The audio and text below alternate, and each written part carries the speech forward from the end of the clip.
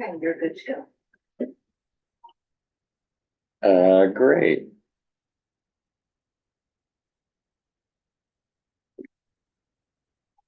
I think that owl is not gonna.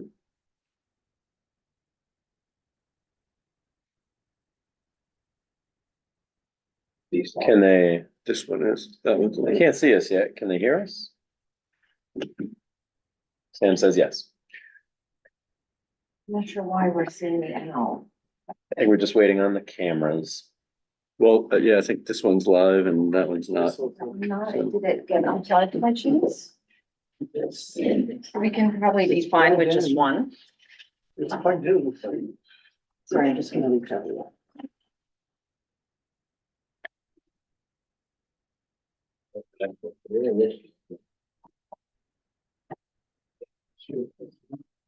To all our panelists, we're just figuring out, our camera and then we'll go ahead and get started.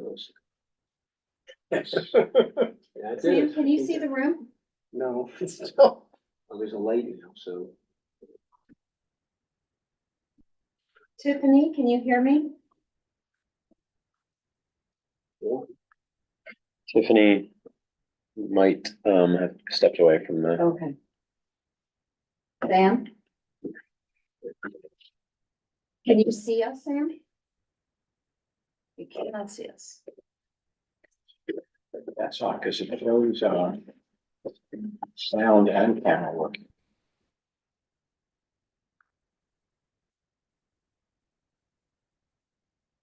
Is there a reset button? There you are. Hit her. Well, I just turned on my camera, but, we kind of need the owls to turn. Yeah, that's power, isn't it? Yeah, it's got power. I don't know what's going on. You're not talking into a bubble.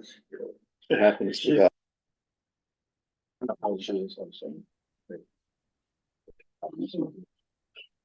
Usual strategy is just like touch it 5 times, unplug your next. That's the new thing. I'm gonna take this one offline.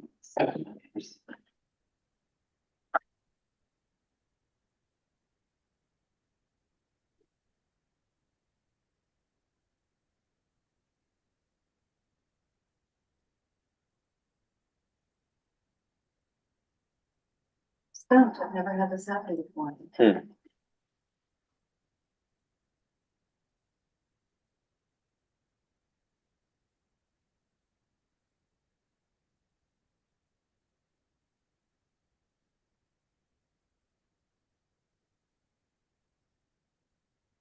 Want me to reboot this?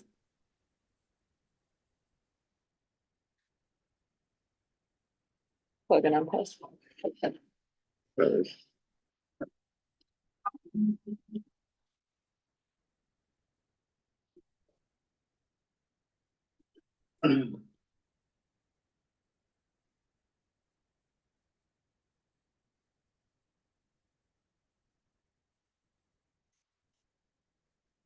Not sure what to do. Well, they can hear us. I can hear They you. can see me. Yeah. Should we just,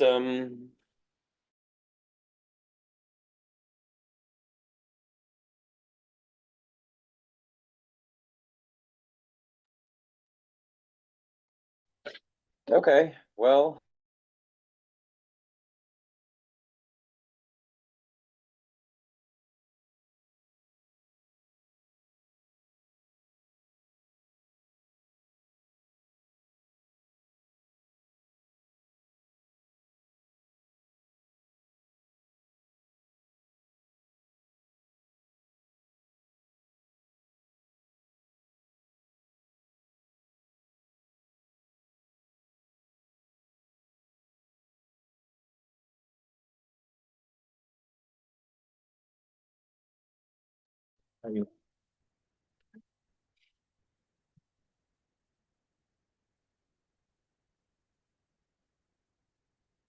I'd like it back Plug in. that back in. Yeah, Yeah, that Ben, one this you want one it? too.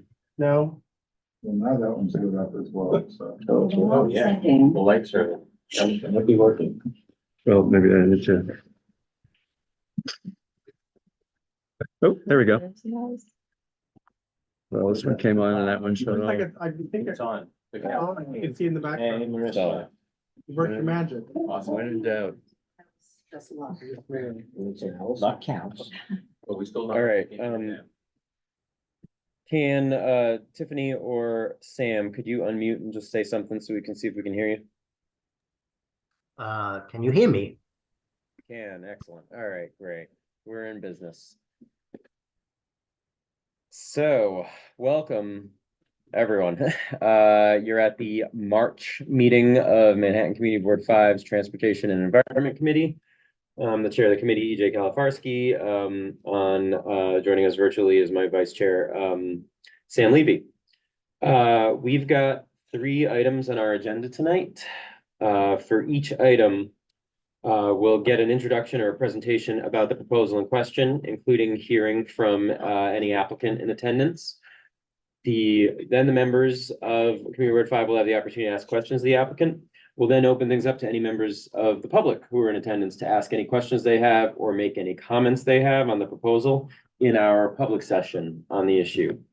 Finally, for each issue, we move into our business session in which only members of the community board will speak among each other to determine what, if any, action we want to take tonight as a committee. We're gonna go in a slightly different order than what's on our website agenda, just to try and be as efficient as possible here. So the first item on our agenda this evening is an intercity bus stop request by US Bus Depot LLC for a bus stop at on West 37th Street between 7th and 8th Avenues, closer to the 7th Avenue side of the block on the north side of the street in front of 201 West 37th Street. This location, according to the DOT, according to the letter that the DOT provided us with, is an existing bus stop already for another company, Vision Tours LLC. It's currently marked no standing. According to the proposal from DOT, there will be 2 daily pickups, Monday to Sunday, 8 a.m., one at 8 a.m. and one at 3:30 p.m., and 2 daily drop-offs, Monday to Sunday, one at 1 p.m. and one at 7:30 p.m. This is service from Boston to New York. As a reminder for members of the board and any members of the community if they were in attendance, because of DOT's policy towards these types of bus stop requests, we treat these applications a little bit differently than we do other types of applications. DOT tells us that because of their legal interpretation of interstate commerce law, they do not deny any of these applications that come to them. So as not to just straight up be ignored by DOT, we don't take a traditional support or deny position on these applications, since any deny would not be listened to. What we do is, hear out the applicant, hear any feedback from members of the board and from any members of the public who decide to show up for the public session, and then we characterize the feedback on the specific location that DOT has given us as either we did not hear any significant objection, or we heard these significant concerns about this location. And DOT can then take that community feedback and determine whether or not another location would be better. With that, we'll now hear from the applicant. Do we have someone from US Bus Depot LLC with us this evening? Yes, this is Andrew. I work for US Bus Depot. Hi, Hi, everybody. Hi. So we try to start a line run between Boston and New York. Basically what you say, you have all the information. So it's an easy line run. We only departure 2 buses each day, one from Boston and one from New York. And then each of them doing 1 run. So the bus from New York, they will come back to New York afternoon, and then with the one from Boston, they will go back to Boston the afternoon. So but basically you provide all the information, so thank you so much for your help. But we will have when the bus departure, we'll have somebody there making sure people it's maybe organized, they maybe people stay online, making sure they keep the place clean, and then the person will check them in for the bus ride. So that's basically all. Okay, thanks for that context, Andrew. I have a couple of questions, and then we'll see if other members of the committee have questions too. Okay. What's the queuing mechanism? How is that going to operate? How are people lining up and waiting? So our planes, they just line up in front of the bus stop, because like you said, there's existing bus stop. So I don't know their schedule, but I don't think we have same schedule, since DOT is already approved our schedule. I think we have different pickup time. So I will ask people just line up in front of the bus stop, like people waiting for the MTA bus. And then when it's time, the person we saw the ticket online. So we will scan the QR code, and if the QR code is fine, they will get on the bus when it's the time, and the bus will leave, and the bus will departure. Okay, thank you. Does the route make any other stops between Boston and New York? No, just they go straight to Boston, one stop in New York and one stop in Boston. That's it. Is the pickup in Boston South Station, or is it a curbside pickup somewhere else? It's not South Station. It's a Sheraton Hotel. Should I give you the address? No, that's okay. It's a Dalton Street. I believe the hotel is Sheraton. It's around the Sheraton Hotel. Okay, thank you. And Thank you. do you make any other stops in New York besides this stop? No, that's the only stop. Okay. Thank you for adding those additional details.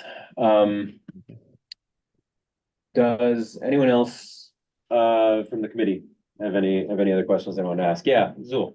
Mr. Chu, have you applied for a berth at the Port Authority? Port of Authority. I believe not, because I'm not the person who applied for the applications, but I don't think so. I think we only apply for the bus stop, and that's it.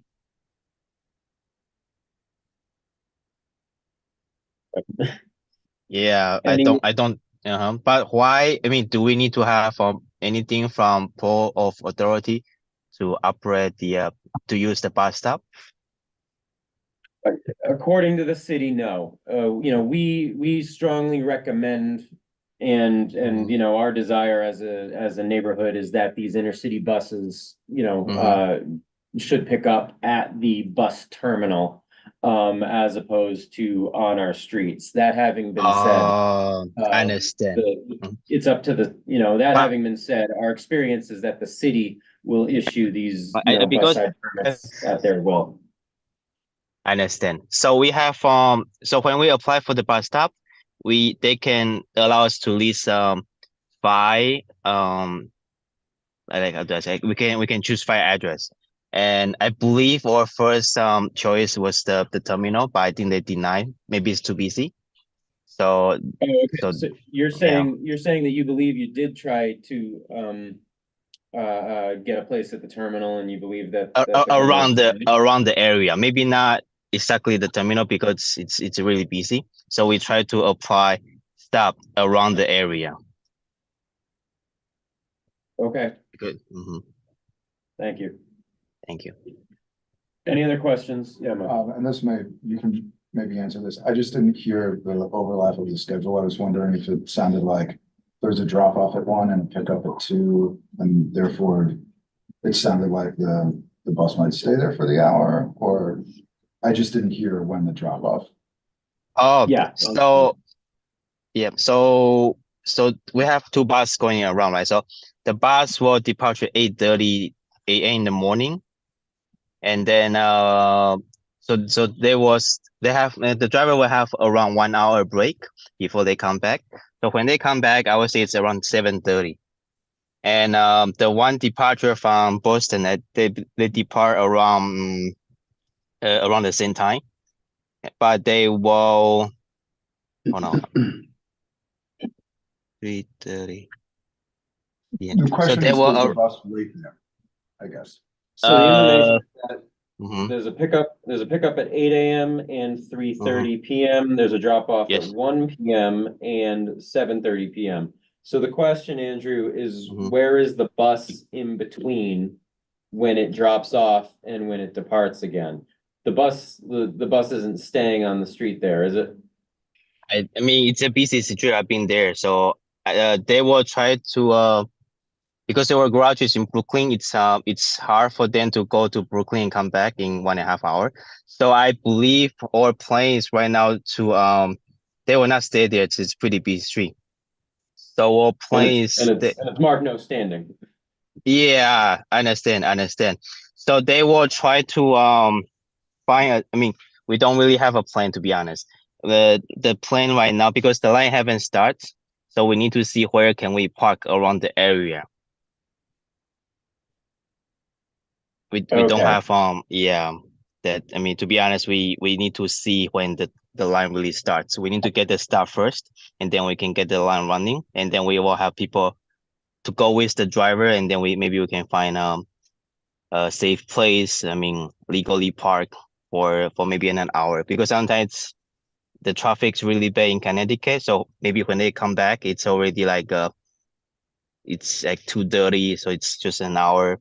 They will find a place to have a lunch, and then maybe about 3 o'clock they start checking like passenger in. So maybe it's the bus will be there like 30 minutes maximum.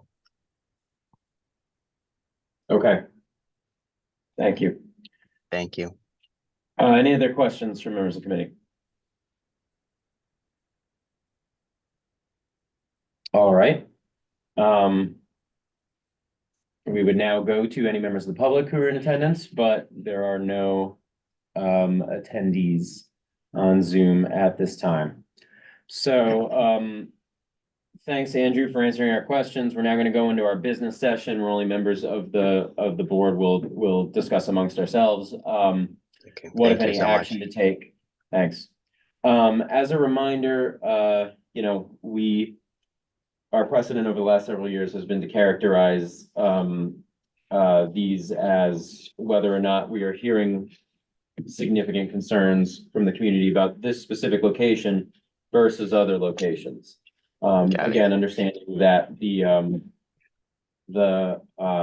DOT does not, under any circumstances, deny these applications, you know, for the applicant. So at this point, you know, our practice would be, unless we have specific unique concerns to this location, we could characterize it as not having heard significant objection from the community. I think we raised a couple of standard questions here, such as where is the bus going to wait? Do they have someone in place keeping order?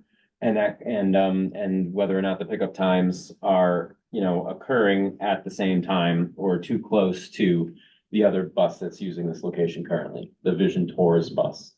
But, you know, not having heard anything uniquely problematic about this location, our general practice in the past has been to characterize something like this, where we heard literally nothing. No one from the community saw the postings. They did not come out to protest, and it's an existing bus stop already. So yeah, I guess that's our starting point, but if there are any comments, let us know. Zoom. Yeah, if possible, can we add to the reso that we would like the DOT in the future to ask the applicant if they've applied for birth at the Port Authority? And two, can we ask that the bus only be at that location for loading, unloading, a maximum of 15 minutes? Yeah, we certainly can. I should have also noted that it's our practice to add to every one of these resolutions that it's our long-standing preference that DOT encourage / require that all of these intercity buses pick up in the terminal. Instead, we add that to every one of these resolutions that where we weigh in on the particular location that DOT is approving. And also that it's our expectation that when the Port Authority bus terminal is rebuilt, as we are going to hear more about this evening, it's our expectation that all of these intercity buses will at that point be taken off the streets by DOT and placed into the terminal.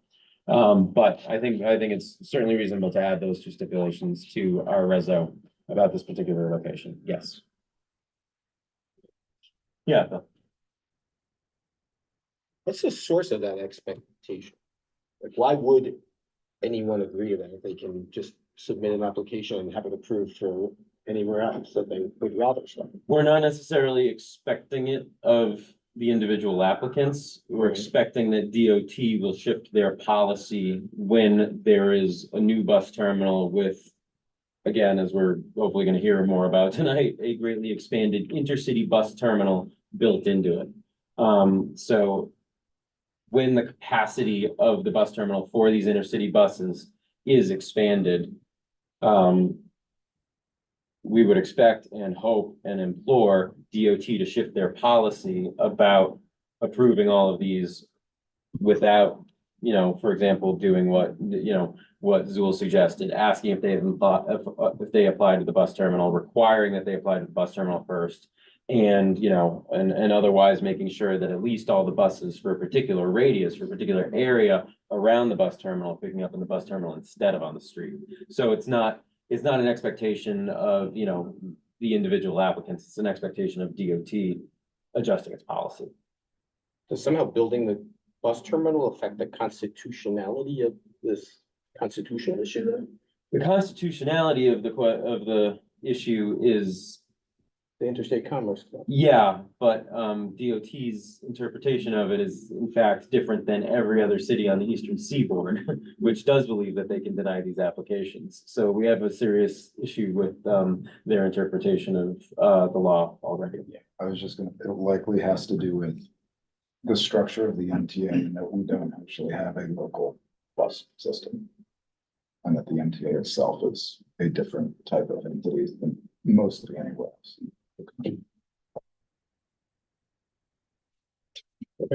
Yeah, Zool. Yeah, no, it was a very good question raised because, why should the onus be on the applicant? They're gonna do what's easiest for them and least expensive, right? But what we're trying to do is push the onus onto the DOT. And we're gonna hear about the Port Authority in a little while now, and we want to make sure that there's adequate berth space for all the people who want to do interstate transportation out of New York City so that they all originate and terminate in the Port Authority rather than on the side. And I guess just for everyone's additional context, Community Board 5, working with Community Board 4, commissioned a review of intercity curbside bus practices among a selection of cities across the East Coast. That was released jointly by the two boards in February 2022. It's available, I believe it's available on the CB5 website, but we can redistribute it to members of the committee too.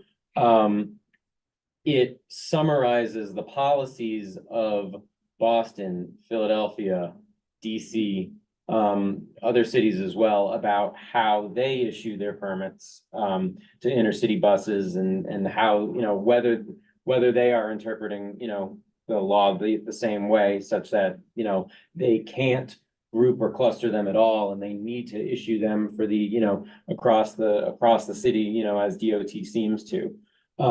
So certainly the board as an institution working with Community Board 4 has looked into and tried to, understand why DOT is interpreting the law in this way and to compel DOT to look at how other cities are doing it to get all the buses into a terminal, and will continue to do so, particularly when there is a terminal with even greater capacity.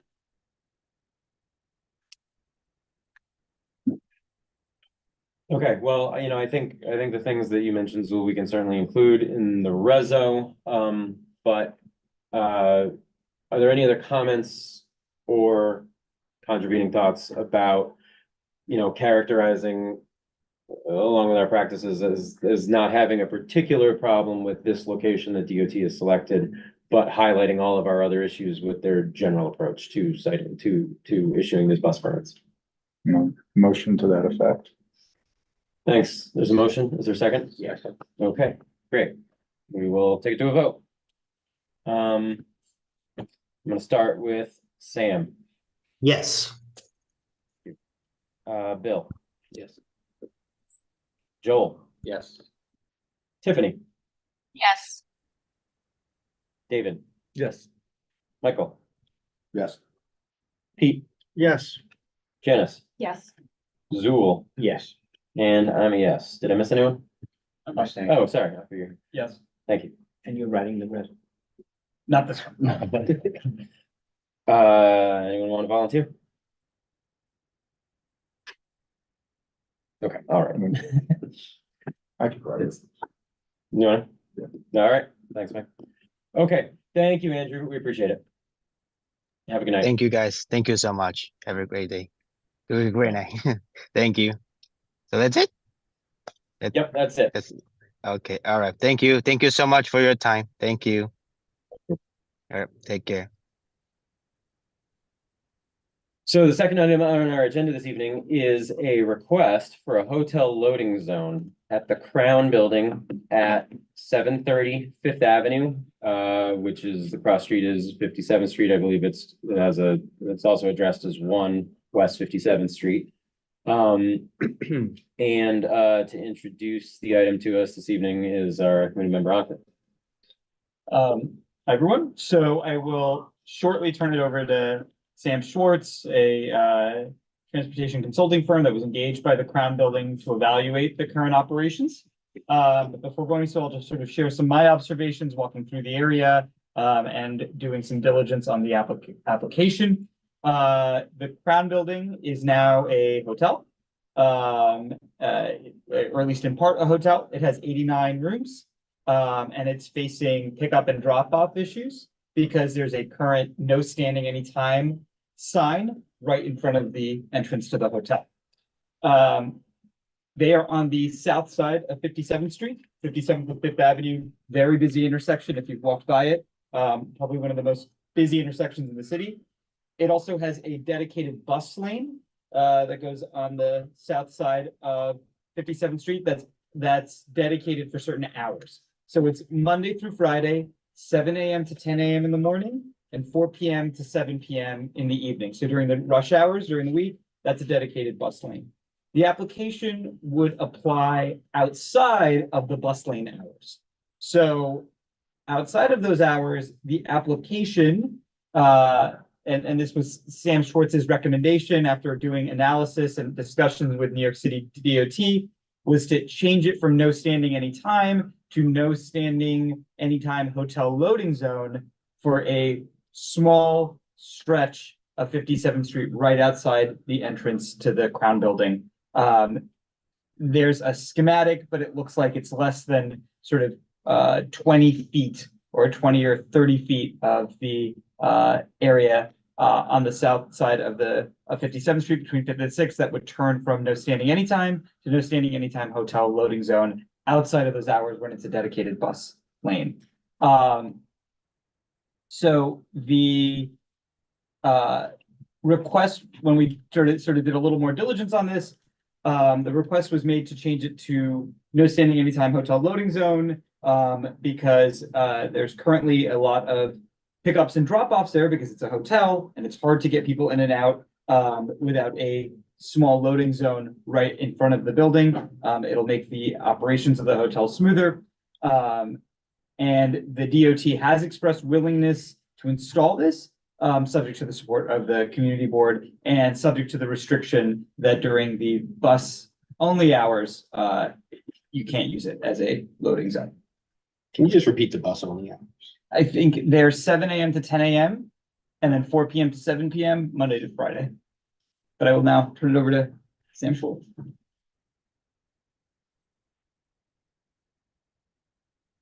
Kevin, can you hear us? Yeah. Hello. I was just trying to figure out my buttons here. So, hey guys, it's a pleasure to meet you guys. My name is Tabade Neme. I am an engineer at Sam Schwartz Engineering. So, as Anchor presented, I believe I'm pronouncing your name correctly. Anchor. Yes. Yes, as I think the request here is just to, and if I can share my screen, I'm not sure if you all have the slide deck in front of you, but I'll just do this anyway. You know, on the south side here, there is a dedicated bus lane during the weekdays, I think from 7 a.m. to 10 a.m. And the request is just to facilitate pickup drop-off activities in front of the hotel. This pink area, which is, you know, if you want to, this is just a schematic, but you're looking at about 25 feet of space to be dedicated for pickup drop-off activity. It's currently signed as no standing anytime, and bear in mind that with a no standing anytime sign anyway, you could always still do expedite pickup and drop-off activity. You can just park there, you can just wait, right? But I think the idea is just for the hotel to have like its own dedicated zone, to just avoid any issues with maybe ticketing and for its clients or maybe guests at the hotel. So as Anchor mentioned, we have approached the DOT already. And normally if this was above 100 rooms, it would have been a no-brainer for the DOT to implement. But I think because it's slightly below 100 rooms, 89 rooms, that's where the DOT advised us to consult with the community board and see if they have any objections to this proposal.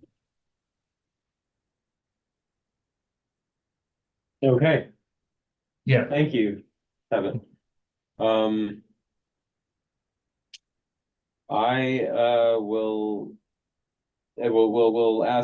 let any members of the committee who have any questions ask them here. I frankly don't. This is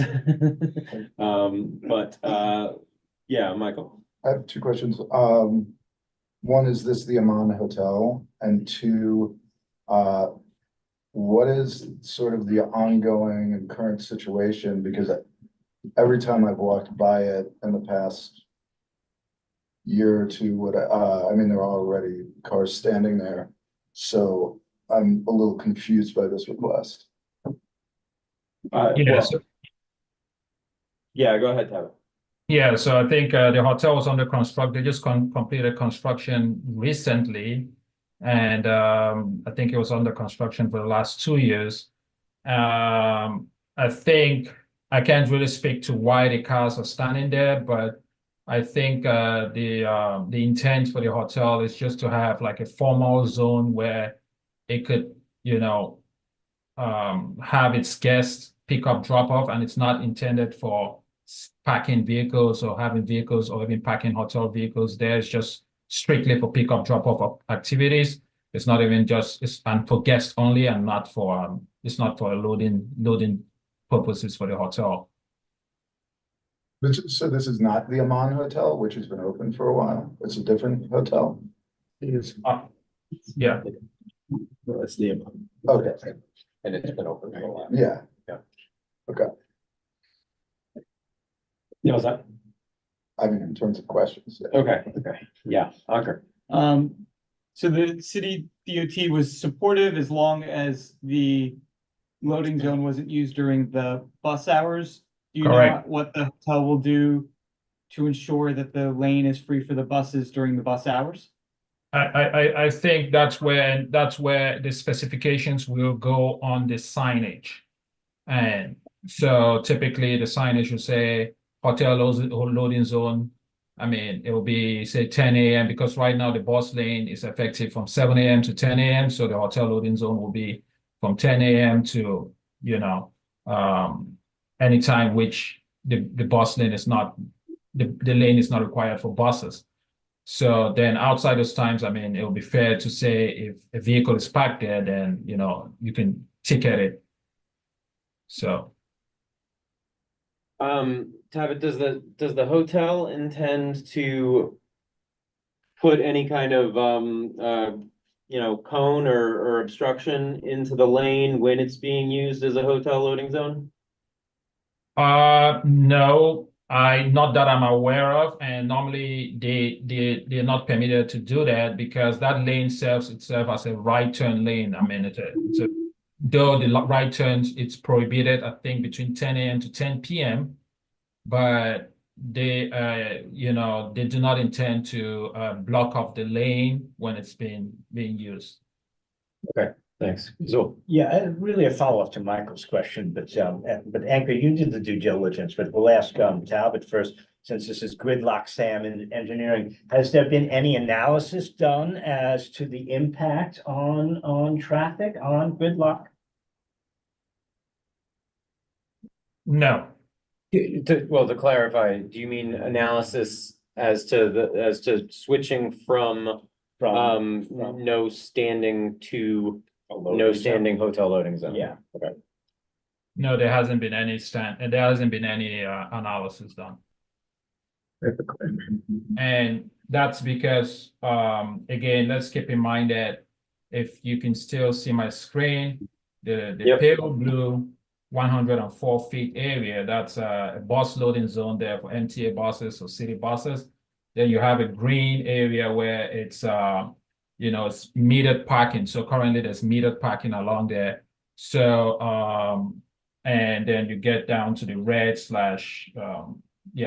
area towards Fifth Avenue where it's prohibited to parking. So in essence, the zone, the curbside is already there's some curbside parking activity already happening, and the bus lane is effective just for from 7 a.m. to 10 a.m. So outside of that, people are allowed to park on the curbside. So intuitively, or by that, I don't want to say intuitively, but by that, we can assume that the hotel parking, implementing the hotel standing zone will not impact traffic. Okay, thanks. But So I think, Tabitha, I think you said people are allowed to park, but that's not true, right? It's a no standing zone. So no, you're not allowed to park there under a technical definition of parking. Does anyone disagree with that? Okay, and right now it's no standing, and it's gonna change to no standing hotel loading zone. Does anyone, and I do not know this answer to my question, does anyone know the practical implications of the difference? Okay, could someone mention? So no standing anytime means you can drop off passengers and you can pick up passengers and you can stop for the short amount of time that you're allowed, that you need to pick up a passenger, drop off a passenger.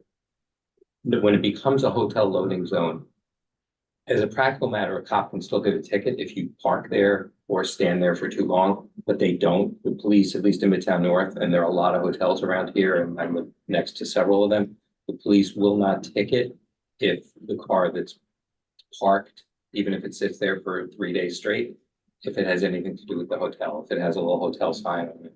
It basically becomes the hotel's property to do with as they please, even though that's not really the intent. The intent is just to mitigate the inability to get in and out and unload people quickly. It becomes the hotel's property. When AJ asked about putting up cones, although they're not allowed to put up cones, many of the hotels in the neighborhood, in the 3-4 blocks around there, have put up cones, and they're kind of a permanent fixture. The Plaza even bolted them into the street until they were told to take them. thanks, Joel. Yes, sir. I think I said. No, that was the. Okay, then, okay. So because I'm a little less familiar with this, do you know if that's true where there's a bus lane? Because it seems like. That's different. Bus is different. Yeah. When it's a bus lane and the bus is supposed to be there, nobody's supposed to stop.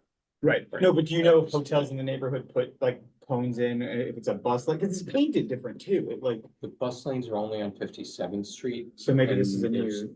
I can't think of another hotel. The Four Seasons was on 57. That's on the east side. Yeah, Last one goes there, but I don't know that they ever do this. no. They didn't have one, and the Buckingham Hotel closed down. And my understanding was it gives the hotel the right to hassle somebody who pulls up to drop somebody off who isn't a hotel. Associated with that. That's how they, as a practical. That's how they do. So, no, I think what Joel's brought up is very important because, you know, any of us who are familiar with busy hotels in New York, they have events at a particular time.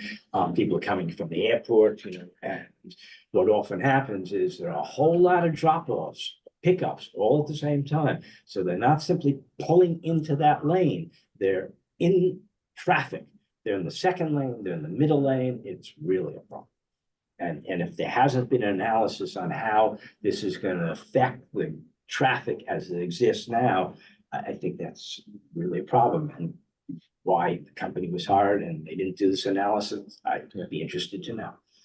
I'm trying to think how it could make it worse, right? If it's the same number of people are already getting dropped off and doing all the same activity. Right across the street. Well, if they do There's these no kind of public things, space, yes, there's but no ballroom if- or anything. Perhaps we. if the rules are actually followed, it should be Yeah. only better, right? Well, yeah, do you have a question for Kevin while we're here, or maybe you should just. Is it gonna make the traffic worse or better? That's my I question. mean, yeah, not normally if the rules are followed the way they're supposed to be, it's supposed to make traffic better because it serves as a layover zone to take away traffic traveling along the street.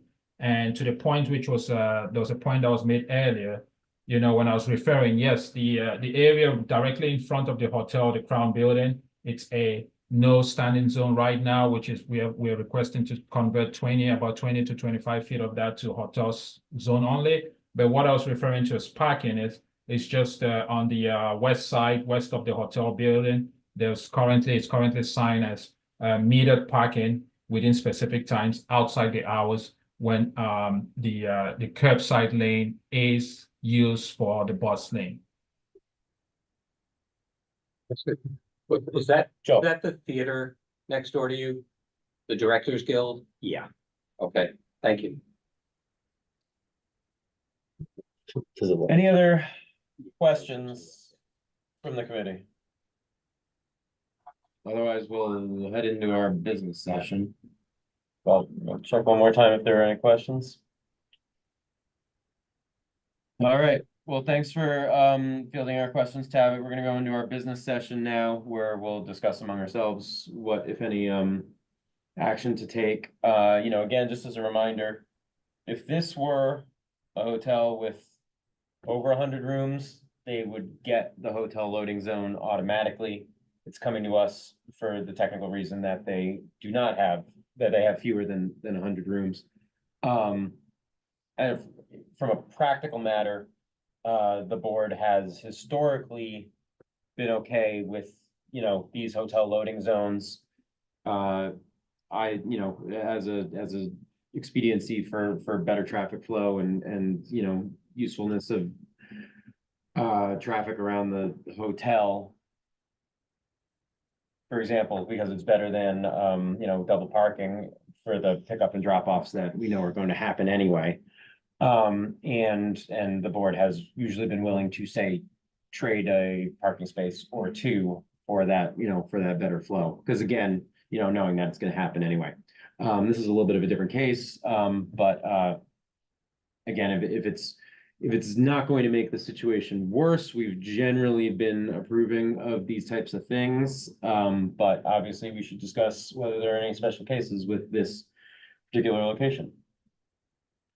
Well, I just say, I'm sorry. Yeah, well, I saw your hand first. I'm a member of the Directors Guild, so I know this street really, really well, and I've seen all the changes and the hotels coming in and going. So really, I'm gonna address it to Anchor, having done the due diligence, you know, what is your best thinking in terms of, is this gonna be better for traffic or worse for traffic? Or the same.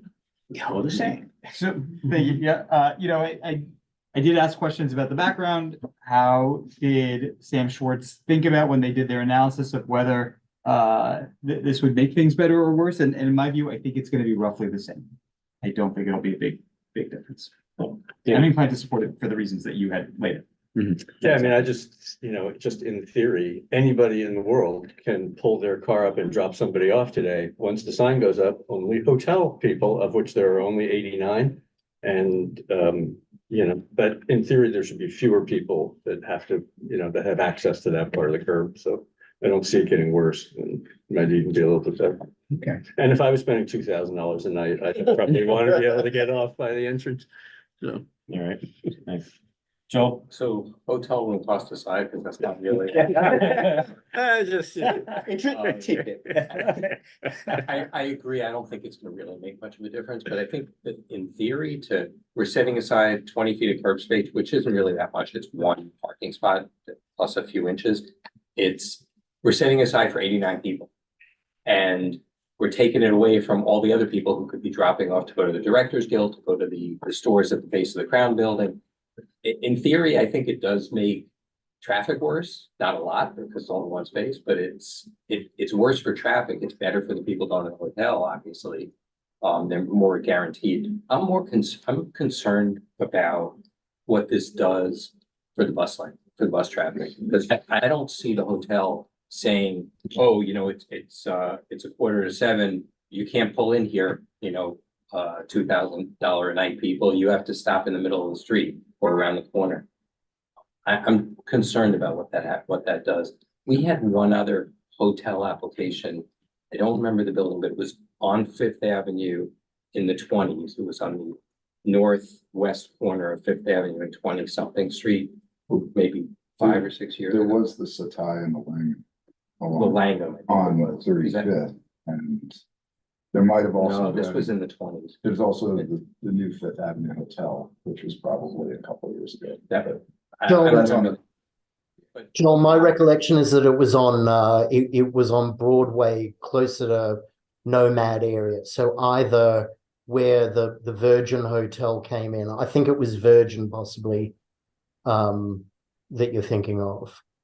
I may be The wrong. one I'm thinking of, there was a bus that traveled down that street. And I don't think, maybe there were buses then on Broadway, but there aren't now. So in my head, it's Fifth, but whatever it is, there was a bus going down there. We got the hotel to agree and DOT to agree that they could put it on the side street. That's not an option here, but we did push it out of the bus lane. That would be my concern about this one. That would be my concern about this as well, is that it's unfortunate that both Fifth Avenue and 57th Street have the bus lanes there.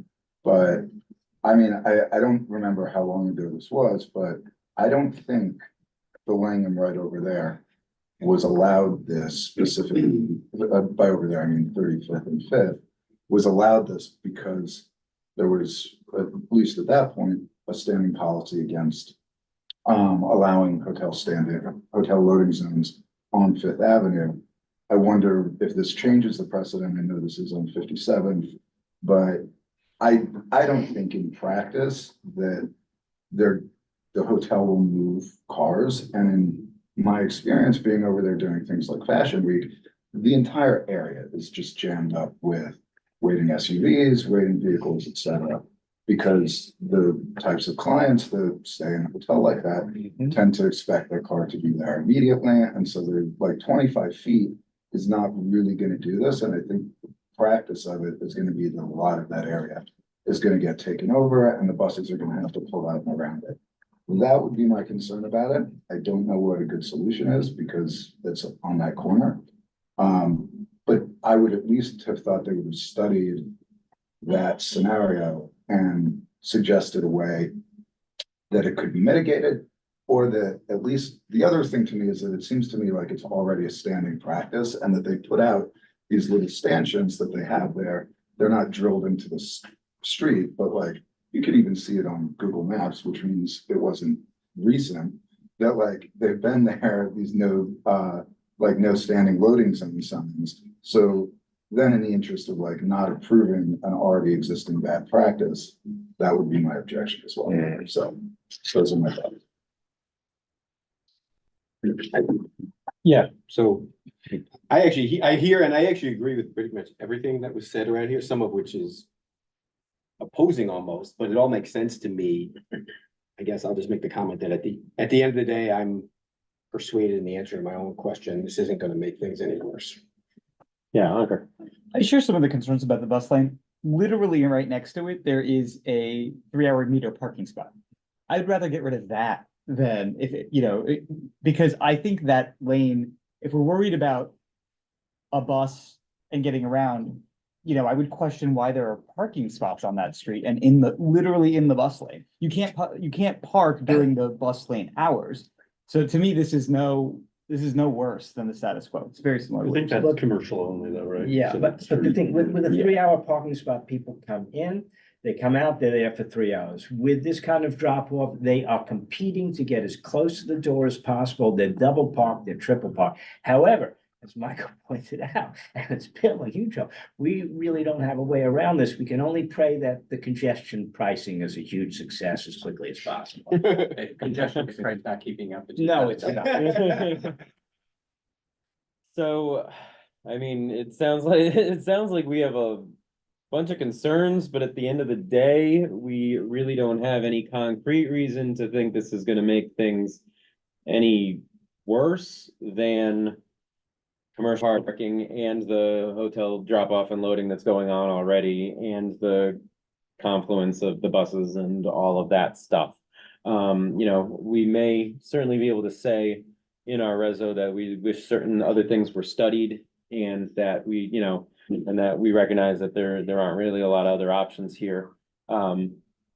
But it sounds like, and correct me if I'm wrong, that we're kind of coming around to the fact that there aren't a lot of concrete better options that we would propose, and so maybe we're really not in any substantial way opposed to making this change. I would more staunchly object to it if it were on Fifth Avenue. Since that could create a precedent of other things up and down the avenue. I have less of an issue with it on 57. So I'm Okay. more ambivalent to that. Yep. We'll go along with consensus, whatever it is. So it sounds like we might want to raise these concerns, but end up supporting this signage change. I mean, I in particular would probably want to insert in the reso that who knows if it gets listened to and who knows if it gets enforced, but that that the cones or the stanchions are not supposed to be placed in the zone by the hotel. Yeah, because particularly as Joel points out, there's gonna be no enforcement from law enforcement. right? Yeah, we Anyway, know nothing like that. this. So Yeah. Joel, you had a comment? Just, I think based on what the applicant said, that he said, well, we can do it now and it's not really changing anything. Well, if you can do it now, and the regs now seem to maybe work with the bus lane, I don't know, because I haven't been out there, nobody did a study, apparently, then why change it? You can do it now, it seems to work now, why make it, maybe it's not gonna change anything, but maybe it is gonna make it worse. And I think there's a degree of, when a hotel gets a loading zone, they feel like they own it. And I just, in my neighborhood, which is that neighborhood, it's the Essex House has barricades up on both Central Park South and on 58th Street on 3 separate loading zones. Plaza is through the roof, but even the small hotels like block off. Like the one hotel blocks off a whole area on 58th Street. Okay, Ankur? I'd probably say yes. I agree that I'm not so sure it'll make much of a difference either way. Right. And then, so my inclination is to say yes. I would absolutely support putting in language saying no cones or stanchions, and that the bus lane hours need to be respected, and that our approval is conditional on that. But otherwise, I'm in favor of it. is there a way to write language that makes it incumbent upon the applicant to do that? Where there is, we would phrase it as a deny unless. And Yeah, my vote would be approve it with the condition of that. Denial. there's, well, no, Oh, I mean, yeah. there are two different Yes. alternatives, there's an approval with conditions and Yeah. a deny unless. A deny unless is considered stronger, you're essentially trying to extract a promise, you're trying to highlight for the receiving agency that, this is, we're actually taking this seriously, they're gonna read it more carefully because it says deny. And you're essentially leaving it open to the applicant to sort of extract that promise from the operator. And if they were to say, sign an affidavit before our full board, we could make a friendly amendment to the language of the reso, adjusting it to an approval. But it would certainly be a more extreme option than, say, an approval with conditions.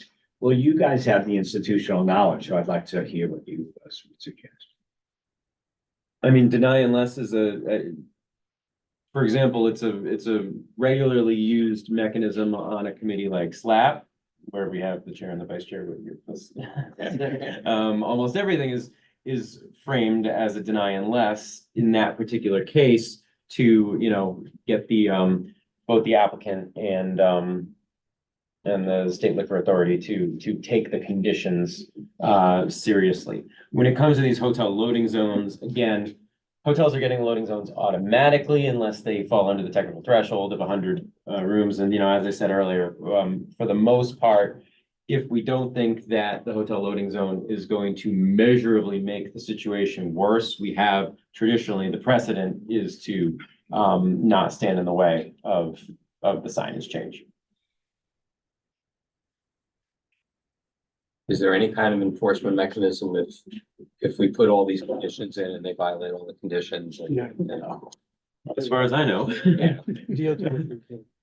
Yes, DOT. It's just for the record, we have asked the Department of Transportation on some occasions to reach out to a particular hotel that has been particularly egregious with their stanchions and have taken over extended lengths of the sidewalk. And the DOT has, in those cases, I believe, been in contact with the hotels and the hotels have adjusted accordingly. I know this from 47th Street where I work with one of the theaters and there's a hotel next door, and we have done that through the DOT successfully. Thanks, Sam. So I don't know if that changes your thinking at all, Joel. That is kind of helpful though. That's good to know because there's a lot of those out there. Yeah, But yeah, Yeah. and that's something that the board office, you know, can Yeah. highlight for Colleen and our liaisons at DOT. So, you know, understanding that, you know, Is Joel, I think just you- one, so my biggest objection is the bus issue. And I don't know that we have anything, you know, we can say, don't put cones out. You know, don't block traffic in the middle of the street with 3 layers of triple parked cars, but what do we do about you know, stop using this? You promise not to use this from whatever they have, 7 to 10 and 4 to 7. How do we get around that? and, yeah, Okay. It's weird because I was like looking at the Hotel Chelsea or something, but 23rd Street has parking on it and the bus lane is in the middle, not along the street. So this is a weird case. They make that- contact. And the traffic does not compare by any. Right, but I don't have a great like apples to apples comparison. Right. It's just similar, it's an understanding of the influence of a hotel like that and the strength of their staff and security, that there is the potential, and this is not to state that it will happen, just that with other hotels, they do have a tendency to sort of use space as they see fit once they have it. The issue is also though mitigated that if they had a few more rooms, they would get it anyway, so it's sort of like whatever. so, yeah, Zool. Yeah, so one I more would, comment, and then I maybe I would try to bring defer it to the further. institutional knowledge here on how to do this, but just based on what Sam just told us about, you know, deny unless and getting some positive response from, you know, DOT sending out people to say, hey, you gotta improve this, maybe we should think in those terms. Ankur? I would like to have it approved and we can waive the conditions. I agree with that. Okay.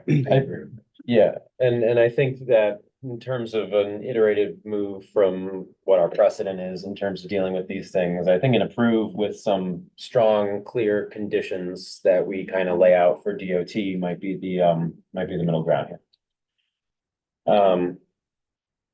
I guess just to maybe highlight what we would include as the conditions are, you know, no stanchions and cones placed in the zone at any time of day by the operator.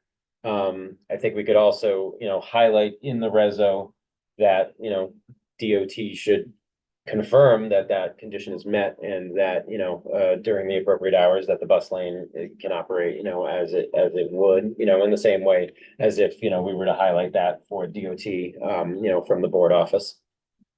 Other conditions that we might want to include? I think those are the big two. Okay. All right, so Motion to approve approve with the following, the conditions that you laid out. there's a motion Second. and a second. So we will take it to a vote. This is a motion to approve the hotel loading zone signage change with those conditions that we listed. And we'll start the voting with Bill, Yes. Joel, Yes. Tiffany, Yes. David, Yes. Michael, Yes. Pete, Yes. Janice, Yes.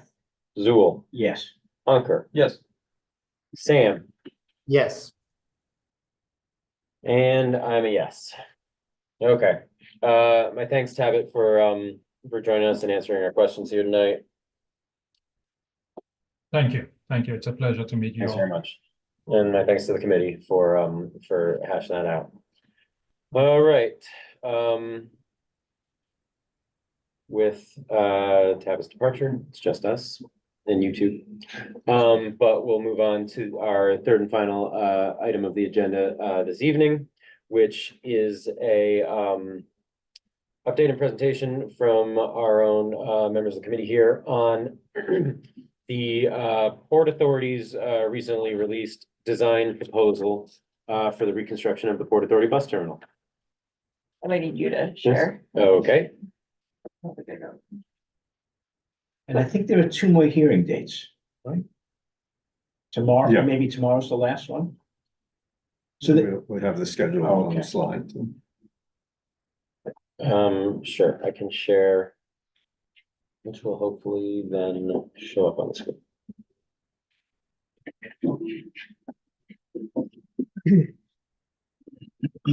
That's as big as I can make it.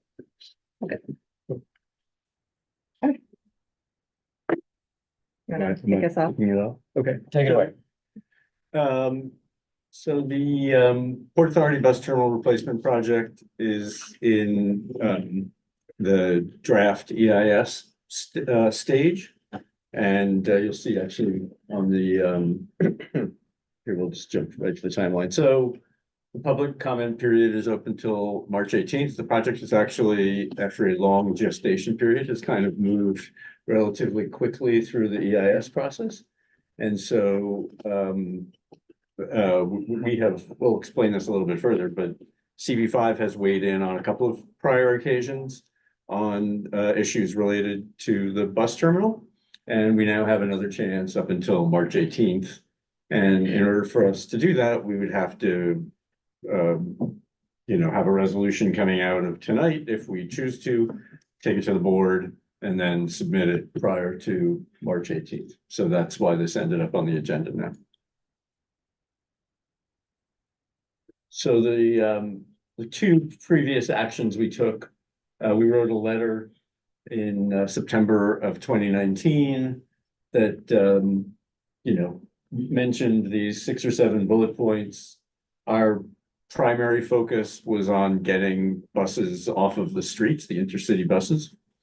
But there were a number of other factors, and in a couple of cases, CB4 had raised issues that CB5 was then supporting in this letter that we submitted as part of the scoping. And then, as EJ mentioned before, there was a study that I think took a decade to actually get done of intercity bus practices. And so that was finally released in May of 2022 with CB4. And it was really a way of reinforcing the fact that these, most of the examples that were given created facilities that would take buses off the street. And so that was kind of the spirit in which that was offered at the time. So that's been our primary issue. We'll take you through, what the status of the design is, what the thing looks like, We'll talk a little bit about what issues are out there that we may choose to weigh in on. And then later on, I had a conversation. I went to a public meeting a couple of weeks ago, and CB4 was represented there, and I had a conversation with one of their people just tonight before the meeting about what kinds of issues are they seeing where they might want our support. Most of the issues he raised are specific to their geography, but we can look at that and decide whether we want to provide support on it. Yeah, so next, just to give you guys a sense of how this project started. So basically, when they started this process, they started with two principal purposes. So the first was to address the fact that the terminal was aging, becoming obsolete, very costly and inefficient to fix and operate. There are new buses, environmentally friendly buses, electric buses that they wanted to incorporate but couldn't just because of the limitations of the terminal. And then the second point was the fact that when they projected out ridership to 2040, the current terminal was just not going to meet that demand. So those are really the two main reasons why they initiated this project. And then when they went out and got some public feedback on it, if you go to the next slide, they then took into account all these enhancements from feedback from the community. So that includes having space to accommodate curbside intercity buses, which we hear a lot about. Also additional bus staging and storing capacity so that the buses aren't on the streets, just driving around the terminal, waiting to get into the terminal. There are new open spaces, and this is going to be subject to ULURP along with some overbuilds, which we'll see later in the renderings. There's going to be new concessions and sidewalk amenities that's going to be accessible, not just from within the terminal, but from outside as well. And along with that, improved facades to make sure that it fits in with the rest of the neighborhood. And these last 3 points in particular, go to the next slide. These plans are actually still very undefined, and the Port Authority is looking for feedback from the community in terms of what these spaces could look like. So that's just something to keep in mind. Okay, and then from those principal purposes and needs, the Port Authority established these 6 goals to support that. So number 1, improve Trans-Hudson bus operations. That's basically what we just talked about around making sure there's connections between the terminal and the Lincoln Tunnel. There's enough storage and staging, and that the terminal can accommodate these better buses. Second, to improve passenger experience within the terminal. So that's employing state-of-the-art sustainable design, as well as making sure that there's safety and security in the terminal. Third, provide seamless passenger accessibility, and that's around maintaining and improving connections and flows between, walkways, pathways, connections to transit. Fourth, strive to achieve consistency with land use plans and initiatives. So there was a goal to stay within the Port Authority property, as well as integrate with the rest of the community and their needs. Fifth, develop a project that optimizes life cycle costs, so just keeping costs down in general, optimizing for flexibility as the terminal is built out into the future. And that includes private development opportunities. And then 6, reduce impacts of the bus services on the environment. And that, just basically includes the reduction of buses idling, circulating, impacting traffic, and just traveling miles around the city.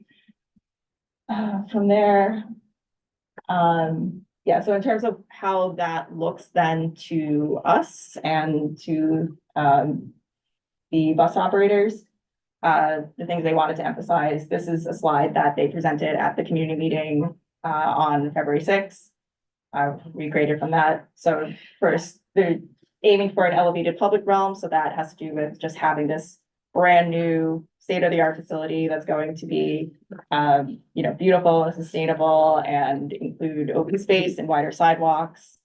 On the inside, there will be an enhanced user experience, and what they were really highlighting was the fact that there's going to be this centralized atrium that's going to result from them closing down 41st Street. And then, also making sure that there's easy wayfinding and that it's going to be accessible for people. And third, improved vehicular and pedestrian flow. So that's again referencing the storage and staging. And then fourth, the green energy transition, which again, it has to do with making sure that we can accommodate these electric buses and work towards their net zero goals. Okay, so then next, David, you want to talk about?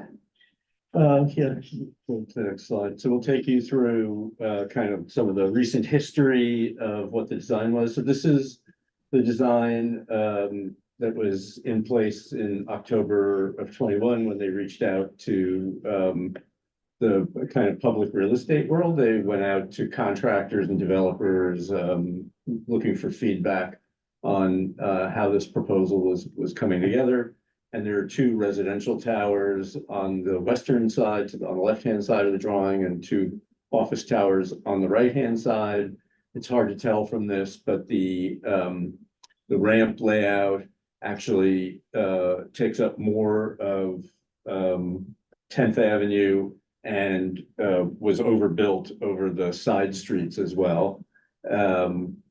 If you go to the next, so this is after community feedback and seeking to kind of minimize their impact outside of their own footprint, they moved the whole ramp assembly to occupy the entire block between 10th and 11th and shrank the footprint of the ramps that lead into the storage facility so that they no longer hang out over the side streets.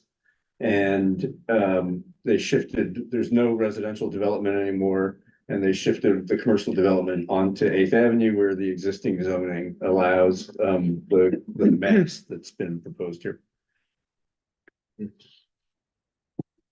And this shows how construction would be broken down into stages. So phase one is on the left, building the ramps, building the storage and staging facility.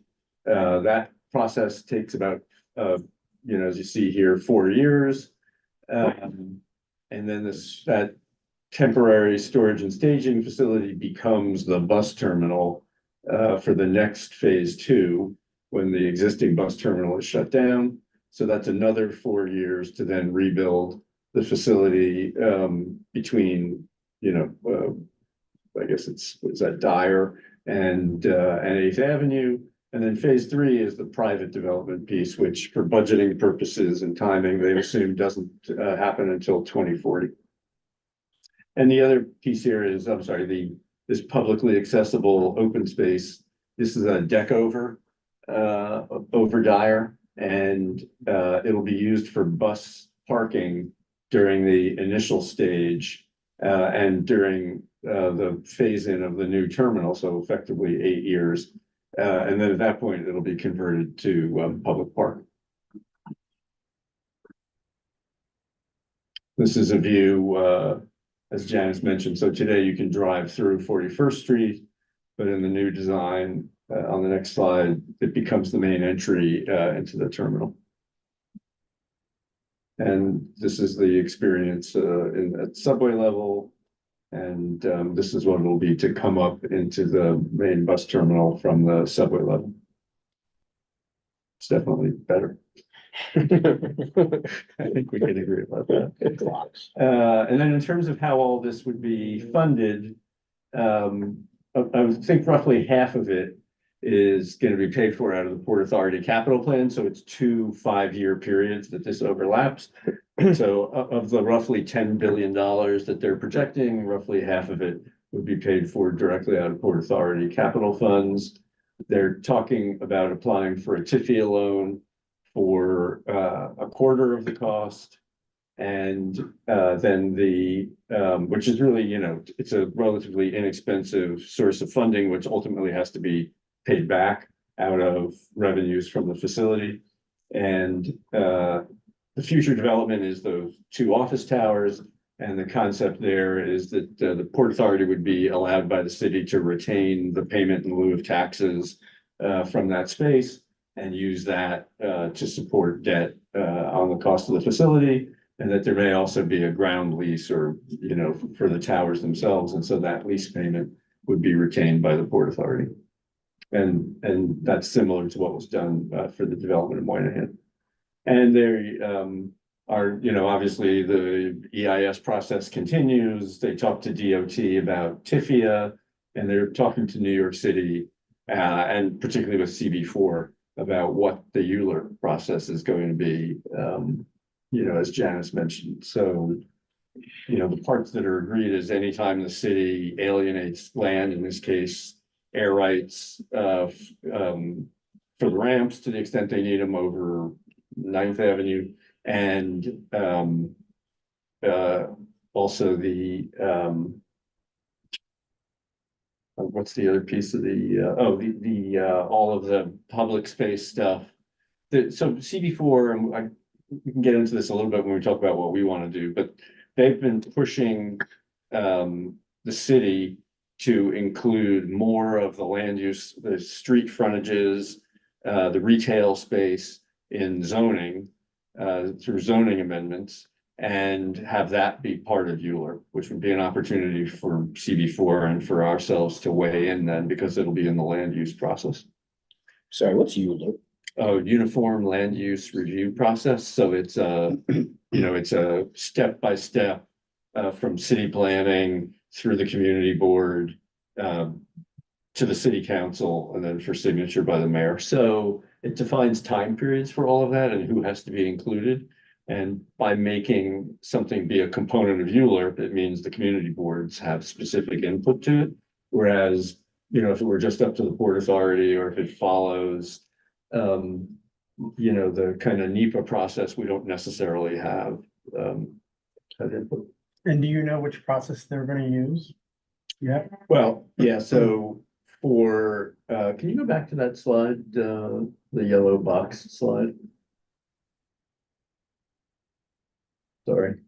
Sorry. Yeah, keep going there, Slide 8. there we go. Yeah, so it's really, right now, it's only the street overbuild part, the closure of 41st and any place where they're hanging over the sidewalks or the streets. That's definitely got to go through Euler. And it's all this, the other stuff in the bullet points below that, that are probably accommodated through land use changes, through zoning changes. And so CB4 is pushing that those be part of the Euler process as well.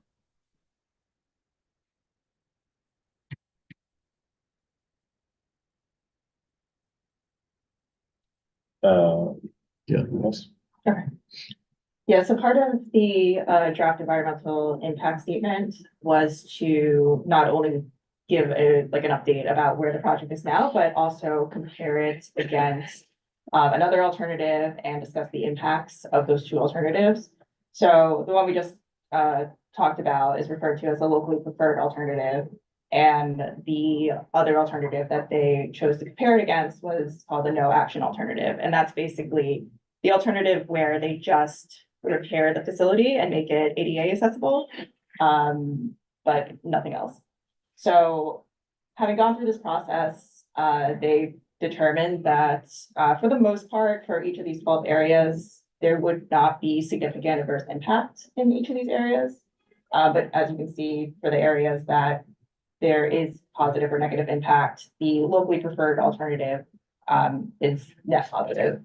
And really, you know, I guess the one I would want to highlight is the transportation area, since naturally, as you can imagine, the fact that the locally preferred alternative, you know, addresses that forecasted demand, the fact that it's going to produce this, you know, amazing facility that's going to connect all transit and make make transit better for thousands of passengers, hundreds of thousands of passengers.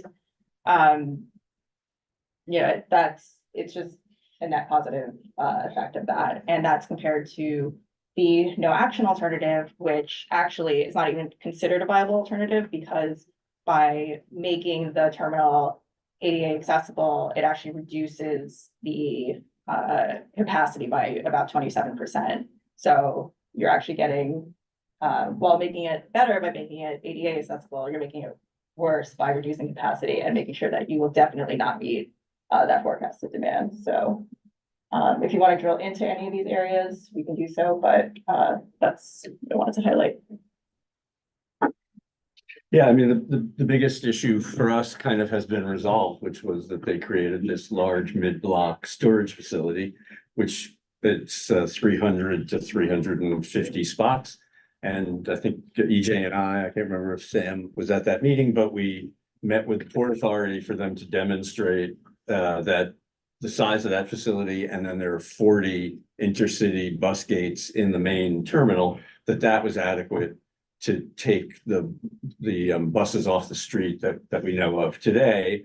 And I think they kind of demonstrated to our satisfaction that was true. I mean, if you looked at the number of drop-off areas and the frequency of service, kind of similar to the application we had this morning, you know, they're not constant. They're, you know, a relatively discrete schedule for each spot over the course of the day. And so the feeling was that the 40 gates and the storage facility would be enough to get those buses out of our district and into the bus terminal. There were other issues. So the conversation I had with CB4 is they had a lot of mitigation issues. That the two open spaces, a total about 3.5 acres. And their feeling was that wasn't adequate given the scope of the project, and that they don't really get those until the end of the process. So you go through 10 years, 8 to 10 years of construction impacts, and you get 3.5 acres of park. At the end of that, they felt that was inadequate. A portion of the site sits on land that's zoned residential. And so they thought there should be an affordable housing mitigation because that site is being taken, you know, out of the pool of potential residential development and being made part of the bus terminal. There's a National Register Historic District around 40th Street west of 9th Avenue, and the ramps come within inches of those buildings. You know, it wasn't clear what the mitigation would be for that, other than maybe design adjustments, but that's the situation. There are 33 intersections that are influenced by the operation of the terminal. There's no specific mitigation in the plan for those. And, you know, the report came to the conclusion that there's no change in air quality. And so they're not sure, again, what the mitigation is for that. You know, you can't go in and rebuild 33 New York City intersections. What do you do about this? There are a ton of construction impacts. There are businesses that'll be directly impacted, and you know, for 8 years, it'll probably put a number of small businesses out of business. There are residential areas. There's a senior citizens center. There's a church in the kind of influence area, and so you could try and require no construction activities, you know, from 10 to 12 on Sunday, if that's the church hours. You know, what do you do about residents and senior citizens that are impacted? So they're looking at something like a respite center. So the idea was, you know, can we identify these impacts and can we come up with mitigation measures? And the answer in a lot of cases was there's no obvious mitigation for a lot of this. We talked a little bit in my conversation today, you know, there were similar situations with congestion pricing, like up in the South Bronx, where to the extent that there's a incremental increase in truck traffic, you know, because of how congestion pricing will influence driver behavior. And so the MTA ended up making a pool of resources available that are generally used in the district, maybe not for direct offset for that. And maybe that would be a component of how the impacts would, you know, there might be a pool of resources available for those things that can be directly mitigated and at the discretion of, you know, the city, the community board, that could be applied elsewhere in the district to help offset that. And the only other thing that that they came up with that they thought directly impacted us, because almost everything else I talked about happens, west of 8th Avenue. DOT has proposed that instead of one taxi drop off on 8th Avenue, that there also be a taxi drop off on 40th Street for eastbound traffic. So, you'd have a queue on the west side of 8th Avenue on 40th Street. But you would have all of that taxi traffic potentially flowing across 40th into our community district. What's the mitigation for that? And how much of it is actually going straight versus just going down 8th Avenue, up 8th Avenue? So, it wasn't clear, and I guess that's the discussion topic, other than maybe us pushing for things to be included in ULURP, because then we have a voice, although most of those issues are probably west of 8th Avenue. It wasn't clear from that conversation that there are other areas like the relocation of the inner city buses that so directly, affect our district. Just to orient on that map. Yeah. West is to the left. Is that? West is to the left, yeah. Thank you. Great, thank you both for the presentation and the walk. Thank you. Yeah, incredibly helpful. I guess just to start with the point that is most applicable to us, what is the time frame for the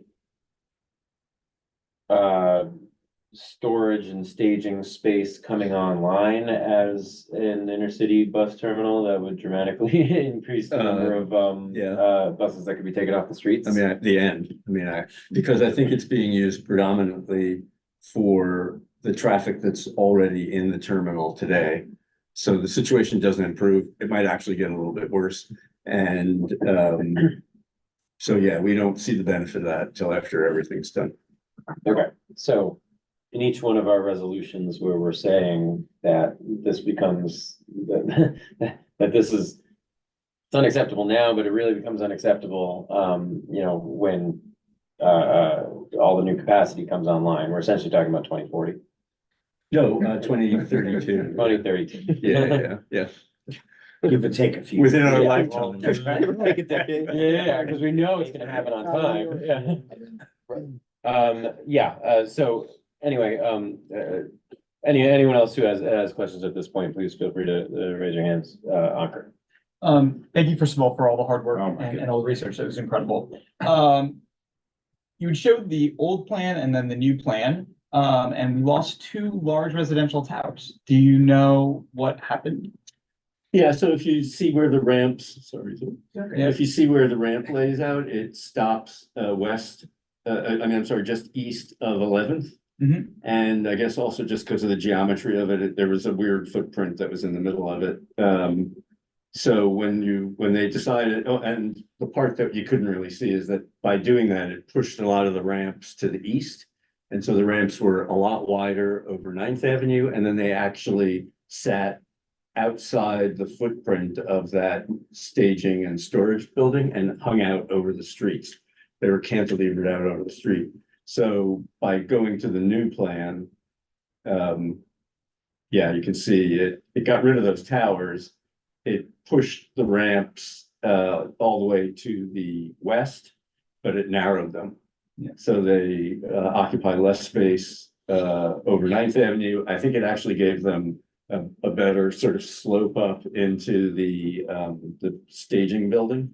And so the ramp, the angle of the ramp, how they serviced was actually improved, and it got rid of the part that overhang onto the side street. Do you know how many homes we lost with that? I don't know what that number was. I mean, those were pretty big towers. Yeah. So like hundreds. Yeah, hundreds. Although one of the buildings, it wasn't even clear how you would ever get to it.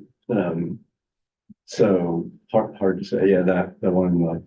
Yeah, I asked because, we, with the Penn Station development plan, the board voted against the plan, and the resolution pointed out that we lost some zoning that was mixed commercial and residential today. It could have allowed either in favor of just commercial. And here, I sort of have a similar worry. You're giving up some, as you mentioned, there was some zoning that was residential that's gone now, and you lose, that could have been mitigated if you put in a couple of towers, but it seems like that those homes are now gone. Yeah, Right. from the community meeting, it sounded like it was just trade-off, so I don't think that land is zoned for residential in that.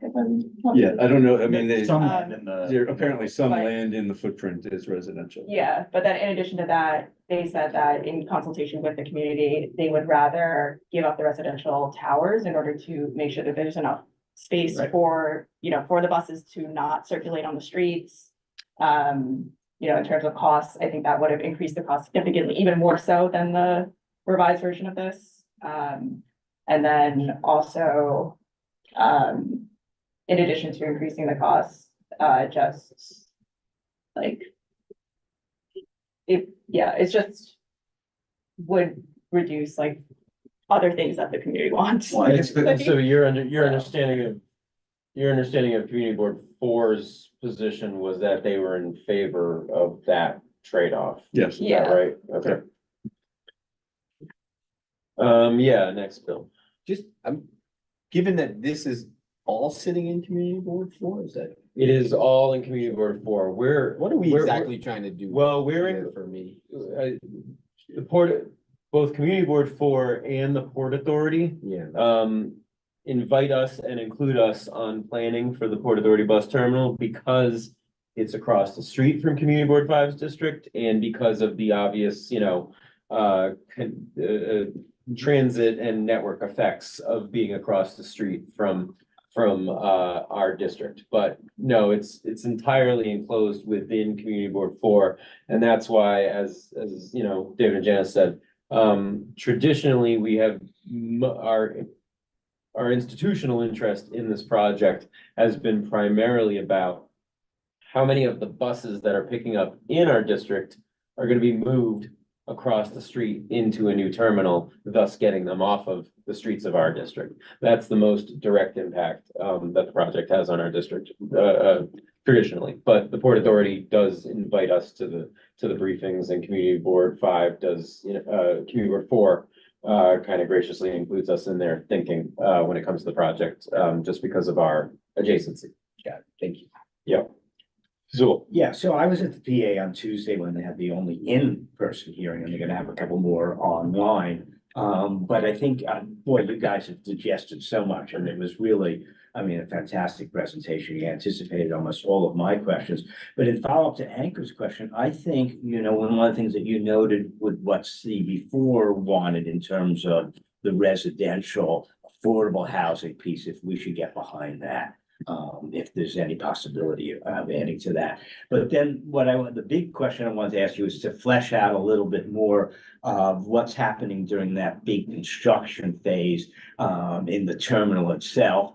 But then a quick question, do you know, has the PA been in consultation with the Department of Homeless Services? Because we know that's where most of what we call the street homeless, the 4,000 to 5,000 people have been in and out of shelters for years, if not for decades, as opposed to the 100,000 migrants.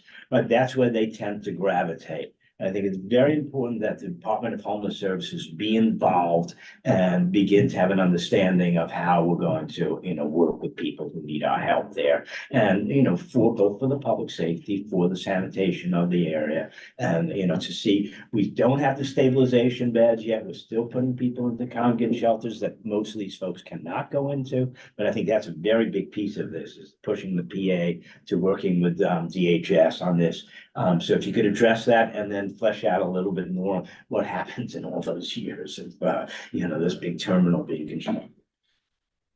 If you go to the phasing slide, we could probably talk a little bit. I know there was another committee that they formed that dealt with kind of the operational aspects of all this, though I think the one, did that come up when a previous member of T&E, I think, sat on that committee. I don't even know how many times it met, but it was more about kind of the operational impacts and what the impacts would be in the neighborhood. Ours was more focused on the plan. But, the answer is, and I guess to EJ's question is so the storage and staging piece will come on after 4 years. And but during that 24 to 28 period, the bus terminal will continue to operate the way it operates today. And once that temporary building, which you can see is a fair bit smaller, once that comes on stream, they're gonna accommodate passengers flowing through that building in order to provide bus service and that, and they're gonna completely shut down the existing terminal. The other thing I'll add is, in all cases, the existing parking garage, which is like 1,300 spots, is closed down and eliminated. There's no public parking garage in the new plan, so I guess that's a good thing. But yeah, so the first phase is just, totally decimating that part of the neighborhood, boxing it off. I mean, this is where a lot of CB4's focus is, like, what is that experience going to be? What's happening on the sidewalks? It's part of why they wanted to push everything to be inside the property lines so that you didn't have construction impacts in the street. But that whole area will be cordoned off. And then once that opens, then everything on the east side in blue will be closed off and cordoned up. The DHS part, I'm sorry. Well, there's so many city agencies that are involved in this process, and that's, definitely one of them, part of the planning for the new facility. Yeah, and currently they do work with, like third-party organizations too, to work with the homeless populations. So. Remind me what the timing of any of the private development would be. Well, I think mostly for budgeting purposes, because a lot of the questions that came out when this was announced was like, oh, do you really think anybody's gonna build an office tower? How is that ever gonna pay for this? And so their answer was, well, we don't expect that to happen until 2040. They haven't answered the question otherwise, but nothing can happen until after 2032 when the bus terminal is opened, and then those footprints for development become available. I think the foundation of the bus terminal will accommodate the load of these two office buildings, which is big. The one to the north is like 3 million square feet and 1,300 feet high. And the one to the south is like 2 million square feet and 900 feet high. So these are big things, and they're planning on incorporating that structure into the terminal, and then somebody could come back at a later date and build the tower on top of it. Is there any possibility of getting residential? No, I actually asked that question at the meeting that I was at, and they said it's commercially zoned, and they want to stay within the existing zone. Well, just to follow up on that, I was wondering, was there talk about, instead of eliminating the residential towers, just do the same thing you're doing with the office towers, build the structure of, I don't know, the ramp or one of these other things so you could add it later? I don't even know if that's engineeringly possible, but. I mean, like EJ said, I think CB4 They don't really came out don't and really said, care, yeah. what if you can shrink the footprint and stay away from us, then we would be willing to give up the housing to accommodate them. Can we see that slide? I don't wanna go in order. Yeah. Yeah, I guess on that one, I mean, it's one of the problems when you solicit input from folks who are already residents of a neighborhood. They, often don't need the new housing and would rather have something not go over the sidewalk. Now, not all, many people support housing. Yeah, CB4 has a huge, like 40,000 unit program for development of housing, so. Yes, they build a lot more than CB5, as I know that, but it does seem like, I don't know if we're being asked to draft a resolution or say something. I would personally like to see a plan that tried to see what options are available, if any engineering could be done that could allow for housing to come back. Yeah, let me explain one thing that I didn't include. I don't know if we really have a graphic for this, but there are a number of sites along Dyer Avenue that the Port Authority owns that are used for bus parking today. They start, I think, as low as maybe 32nd Street, and they run all the way up to like 38th Street. And as part of this, those sites will now become, instead of being bus parking lots, they will become residential development sites. So I think you will see development accelerated on those sites, but you won't see it within the footprint of the bus terminal. So Can we go to the slide that shows that area? I don't know that we really. Did we have the slide that showed where they had proposed the residential? Can we see what that is? Oh, so you mean that was on, that was. That was within the yellow, footprint of the- yeah. yellow lines. Yeah. There. Are we voting Yeah. on anything tonight? It's just. We can just, Now it's on so the just ramp, to yeah. clarify, we can discuss amongst ourselves what, if any, anything, any position we might want to vote or adopt on anything tonight. We can talk about that. Obviously, whatever we adopted tonight could be submitted as our comment on the comment period that the Port Authority has open. So the theoretical audience would be the Port Authority, and we would be weighing in. I do kind of want to point out that we, our Community Board 5, we have our own particular district, and we have, our interests in what happened inside Community Board 4, should reflect, what we kind of have jurisdiction over. I think, traditionally speaking, community boards want to be careful not to go too far outside of their own district to start to weigh in or contradict what other community boards have, chosen, as positions to take about their own territory, so to speak. So I think that's something to take into account. If we do weigh in on this, we probably want to make sure that we're weighing in on the effects on, our district and our particular boundaries, as we have historically pointed out that, the new terminal should be taking buses off the streets of our boundaries and our territory. So I think that's something to keep in mind for whatever we might, choose to adopt here. So I just wanted to point that out. We can go back into questions. Yeah, Mike. Two questions, and pertaining to, I guess, maybe our self-interest in our district is, one, was there any conversation about impact on Penn Station, particularly if Penn Station is going to be redeveloped in some sense during this time frame as well? Just if that's being discussed at all, and if you have any information to that. And then two, and this may be a really stupid It's one of question. the, well, it's one of the flaws of the EIS process. Everybody gets to go in by themselves and. Well, that, and then I get, just to get it in, the second question is there any way for them to do this faster? I didn't report, maybe, do we have a slide? I mean, the square footages involved here are gargantuan. So these are really, really big projects, and you can imagine what the construction of all of those ramps, takes. I don't know. I mean, look, my sense in being in a related industry is that this is a lot of stuff to get done, even within the 4-year pieces of it. So. Late. But sure, I mean, we could always say, Well, that's also, do it faster because it impacts us. it's also why certain things got cut, because they were concerned about the timeline, so.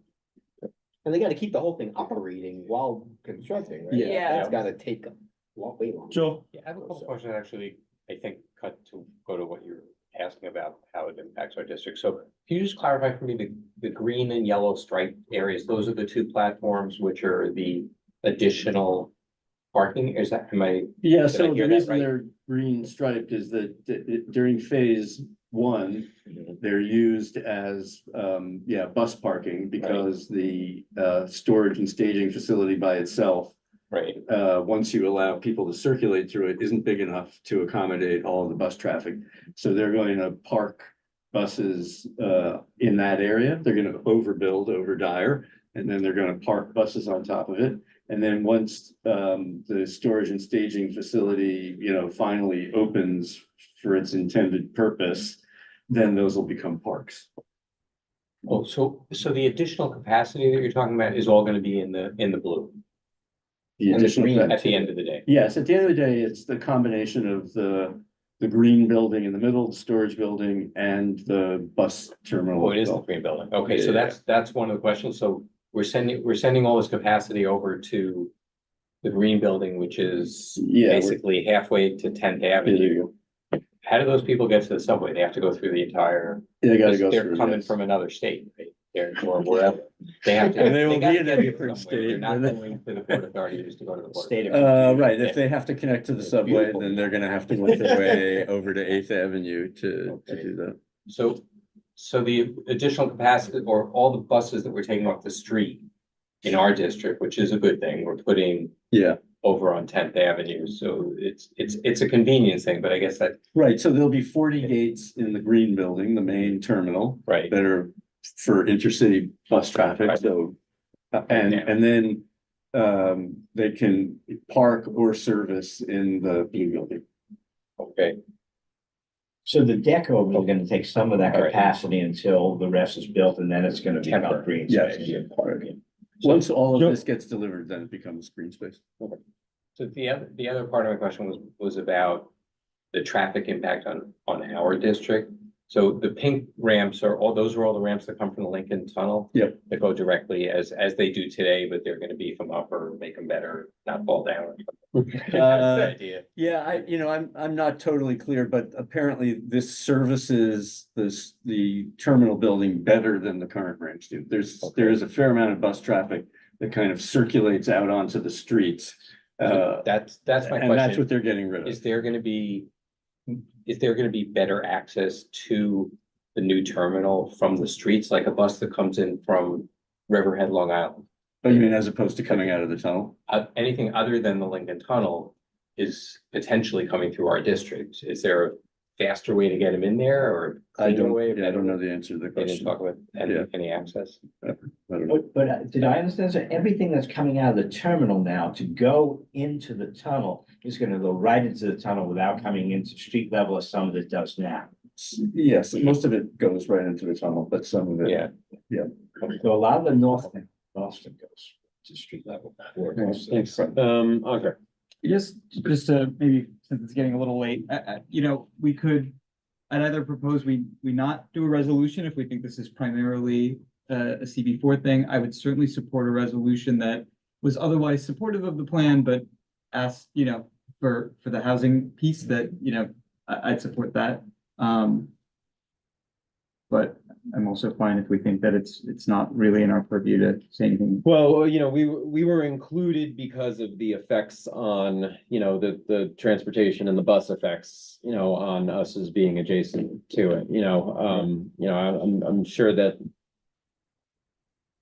all 59 boards could weigh in on the general concept of housing supply, but we were included as the adjacent one mainly because of, the bus impacts. And so, I mean, if we support this ULURP idea, let's push these issues into ULURP. We'll then have a voice through that as opposed to trying to take a position on it in I this. think letter. that's an option. Yeah. Ankur. I would not be so inclined to put out a measure saying to add more things to you, but that's just my, so I'm happy to elaborate on that, but. Would it be helpful So- to see before if we supported their concerns? The only one, at the end of the day that I keep coming back to is the ULURP piece. And if you want to go back to that slide, I mean, the And things they they're want talking the- about putting in there are things that are usually in ULURP for a private development. So they're talking about honoring that, through the process. So we could support that. And then we would have a voice in, the range of issues Yeah. that get put into ULURP. Yeah. Okay, so unless there are any other questions, and let's try to finish up questions and move into. I'm trying to, comment. this is a suggestion on moving forward, which, I'm coming to this late, but it seems to me we had some concerns, they were about the intercity buses and they've been addressed. So I guess my perspective would be either a resolution supporting this because it addressed what we asked them to address, or no resolution is appropriate. That's sort of where I'm at. Okay, so now we're in comments. Does anyone, I think we would probably wanna, support the overall plan, adding to the capacity of the Port Authority, of the bus terminal, including the intercity terminal, as having the capacity and the goal of taking these intercity buses that currently pick up on our streets in the district and moving them off our streets. We may want to also include that, again, this is a comment directed at a Port Authority comment period, but we may want to point out that operationally, we hope that the Port Authority can work very closely with the city DOT to make sure that those buses get taken off the streets. As we've seen, through any number of applications here, we ask we would like to know from either DOT or the bus applicants whether or not they're applying to the Port Authority. Operationally, it seems like the kind of thing that the Port Authority, when they have this capacity, can and should coordinate with the city DOT as far as those applications are concerned. So, I think that would all make sense to include in and qualify our support of the capacity of the facility that we're, gonna be supporting and, approving of the Port Authority, building that capacity into their eventual plans. How does that sound to folks? That sounds good. The one thing that I would want to hear from David or Janice is whether or not it would be helpful to support the CB4 concerns and the ULEP process. Well, I think we would probably want to hear from the committee about whether there would be, support for that as well, but yeah, I mean, Since these guys did so much. the CB4 didn't ask us for that support, and I'll go to you in a sec, Sam, but like, the CB4 didn't explicitly ask us to support that, did they? No, and we did, we went through their list. And then said, even, the person that I spoke to there said, if I had to identify something that maybe impacts you, it's the taxi stand thing, and that was pretty marginal. Okay, Sam? Yeah, I was just going to say, one of the things that we've given input on over the years of this discussion is the fact that traditionally the Port Authority has rented space to specific bus companies and applied slots to bus companies based on bus companies' schedules rather than necessarily capacity at any given moment. This was particularly noticeable after as COVID occurred and we had less buses coming in and out, and yet the curbside buses that did continue coming into New York were not moved to the public, to the Port Authority, partly because the Port Authority rents the space to specific companies. We have consistently raised and asked there to be some thought put into common use terminal equipment, which is fairly standard in most airports around the world, but it allows airlines and airline companies to adjust their capacity without holding on to gates in a particularly or especially owned terminal. This is the way that a lot of airports move. It is not the way that New York's airports necessarily move. Privately owned terminals in, let's say, JFK are the tradition. So my only concern about all of this has always been that Greyhound gets X number of gates, Peter Pan gets another load of gates, and then suddenly we've got bus company A, B, and C still dropping off people in the city because they don't have access to that equipment. The Port Authority has assured that they're going to be more flexible, despite the fact that they're not changing necessarily how that gate allocation occurs. But I wonder if we're going to mention it, whether it's just something in our past resolutions, whether we want to reiterate our desire for there to be plenty of operational flexibility for gates and slots, so we don't end up in a situation where we have empty gates that are not used in certain hours while we're still providing sidewalk space to intercity buses. That's it. Long-winded, sorry. I think that is a great idea. Okay. So, I think we're coming around to, we support the aspects of this proposal insofar as it increases capacity to get buses off the streets. The Port Authority should work with DOT operationally, get those buses off the streets, and we're reiterating our past support of, common use terminal equipment and maximizing operational flexibility in the gates and the slots, to adjust for capacity and to maximize their usage if they're not being used for other purposes. So, I think that's probably, a good scope as relates to, what most directly impacts our district. And again, it doesn't sound like CB4 is asking for any other explicit support for any other topics. Yeah. totally fine. I think we should go ahead with that. I'm probably gonna vote no, only because I don't think I can support a plan that just took away housing from a previous plan, but that's fine. I think we don't need to belabor that. Okay. Any other comments before we move in this direction? All right. Is there a motion? Motion. Okay, and a second. All right, motion and a second. So we will, resolution of support to be submitted as a comment to this, 40 comment period. We'll take that to a vote. Starting with Bill. Yes. Joel. Yes. Tiffany. Yes. David. Yes. Michael. Yes.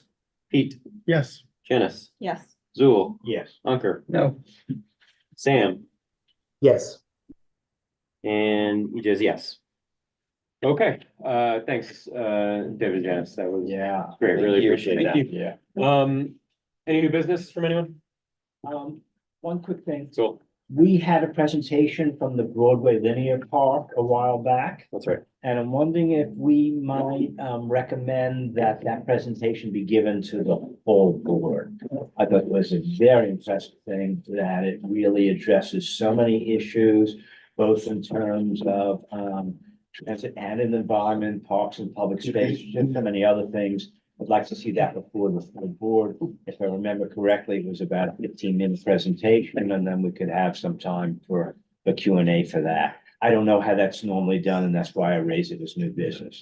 We don't normally do that type of stuff at full board. I mean, it's certainly something we can talk to Nick about, but you know, as you've seen, we don't usually have those types of presentations at full board. That kind of thing usually happens at the committee level. That being said, maybe they'd be happy to do some kind of presentation, you know, in a particular venue or something for people who want to attend, you know, and either via Zoom or in person or something, you know, something offline here. I'm asking because in my few months here, I see for the most, with the exception of Bex, pretty much applicants come to the other committees for approvals and denials, and we're really not proactive in committees other than the Bex committee. And I think that would be a proactive position to get involved in that kind of project.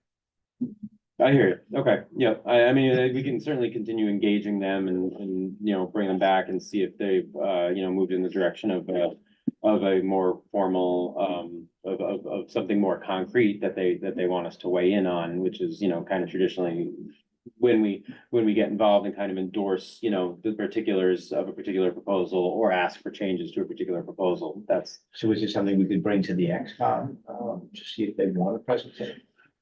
We could certainly ask the executive committee if they would like something like that. Yeah, thanks for the idea. Any other new business? Okay, then we'll adjourn. Thank you very much, everybody. Appreciate it. Thanks. Thanks, Tiffany, Sam. We'll see you later. Bye. Bye. You guys put them on.